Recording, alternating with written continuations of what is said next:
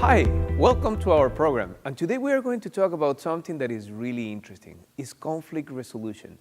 Do you know that conflict exists all over the place? And actually, without conflict, we will never be able to grow and improving our relationships. Now, obviously, when the conflict is well resolved, things become better. But if the conflict is not resolved, sometimes we just don't feel good.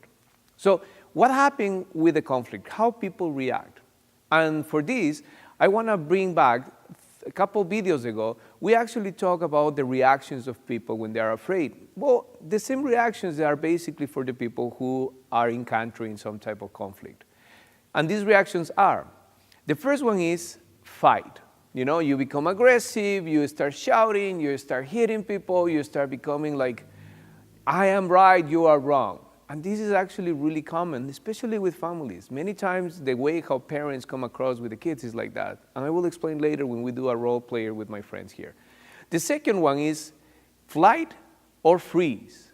And why am I talking about flight or freeze? If I'm flying, I'm walking away of the conflict, we never confront anything. And what is happening with that is you will start having all these feelings inside of you, like there is something not resolved in your life. As the same as freeze. Many people just don't do anything, just stay quiet and don't say anything. Now, these two basically what they do is a passive-aggressive reaction. And many of us are huge fans of passive-aggressive. We don't confront people, and we're just talking in the back, gossiping, doing those type of things, and getting upset about nothing. Now, what is the best way to resolve a conflict? The best way to resolve a conflict is by non-aggressive confrontation.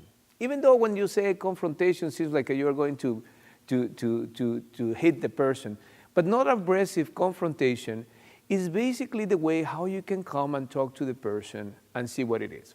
To give you an example, today one of the guys who came and is one of the guys who filmed and helped me film me out, he came 45 minutes late. Could you imagine that? He even can imagine. He's laughing right now, listening to me in my office. But instead of me going at him really harsh, I actually asked him, I say, hey, what can we do to avoid this of happening again? And we actually have a nice conversation that I hope will never happen again. But you see what I'm talking about? All depends how you react, how you behave for the resolution of that conflict or not. Now, I'm going to give you some steps that I think are really interesting. Number one is think about your feelings. Be present about how you feel. What is it? What is it that is bothering you so much? How can you react to that bothering that you have inside of you? What is it that is just like not allowing you to be? Number two, think about the other person. What is happening with this other person? Maybe he didn't sleep well. Maybe he went out. Maybe he was working. Maybe he was doing homework. We don't know. And so many times we assume things. We create our own stories about things. And the third thing that I want to talk to you is about this thing that is actually pretty interesting. Analyze the conflict itself. Number one is, what is the source of the conflict? What is it that really is there that is bothering you? Number two, find the place and the time to talk to the person. Many times when we are upset, we just talk and we just say what we believe in the moment that we just bomb it in a sense. This is something that I learned from the Achuaras. I lived in the jungle for 1 year when I was 18 years old. And one of the things that a friend of mine told me when I was working with them is, you never confront them on the spot. You allow to pass a couple, 3, 4 hours, 2 days, and then you come back and you talk and you say, hey, the other day when you did this, really that hurt me or broke my heart or things like that. The next one is try to find the good things that these people do for you. The person who you have the conflict, try to find what is good about this person as well. So do not only focus in what is negative, because you need to focus in the positive and start talking to this person in the right way. The next one is negotiate. What are the things that you need to be changed? And talk to the person. So you see, all these type of activities, all these type of things, it will help you to solve the conflict. Now, we are going to do a role play with two of my friends here, and then you will see what I'm talking about. Are we good? So let's see. Let's check the role player. So here you have two of my friends who are going to be helping us out in this role play. So, Anthony, you are the dad of Michael, okay? And Michael is late, 45 minutes late, okay? How will you deal with that? Go ahead. Where have you been? Sorry I'm late. What were you doing? I was working last night. It doesn't matter. When I tell you to be here, you need to be here. Okay, I'm sorry I woke up late because I was working last night till 1 in the morning. It doesn't matter. I told you to be here.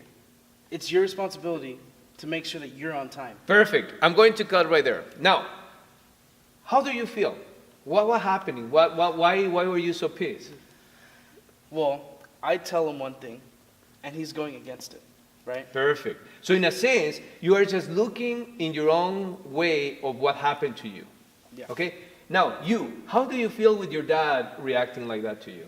I feel like he's overreacting because I had to work and I'm still really tired and I was apologizing for being late. I Okay. woke up late, it's not my fault, but a little bit. Which is interesting because that is not how young people really are nowadays. Now, I'm going to ask you to do something different, okay? Or actually, let's change roles. I will be the father, okay? And Michael will be the son, okay? So, there you go. Lights, camera, action. So, Michael, what happened to you today? You were a little bit late. Oh, I'm sorry I'm late. I was working last night till 1 in the morning. Oh, I understand. And listen, what can happen differently so this type of things doesn't happen again? I can be more prepared and wake up earlier so I can have more time to actually wake up, maybe have some breakfast. Okay, so do you think you can do that for me next time? Yeah. Cool, thank you. So what do you guys think about it? Do you notice the difference? What do you think? I feel like that helps more, so it doesn't stress him out more, and then he can learn from his mistakes. There we go. How do you feel as a son? Oh, after talking to you, I feel like relaxed, like, oh, okay, like I messed up one time, but I can do better. Yeah, and you see, that is the difference. When we actually start doing this type of communication, the conflict that was right there actually disappear. The question is, how many times do you react with your children in the way how you react? Or how many times you, as a teenager children, how do you react with your parents in the way that are not appropriate? Anyway, this is a short video. If you want more of those type of videos with a role player, we'll find more actors. Thank you so much for watching us, and I hope you have a great day. Thank you.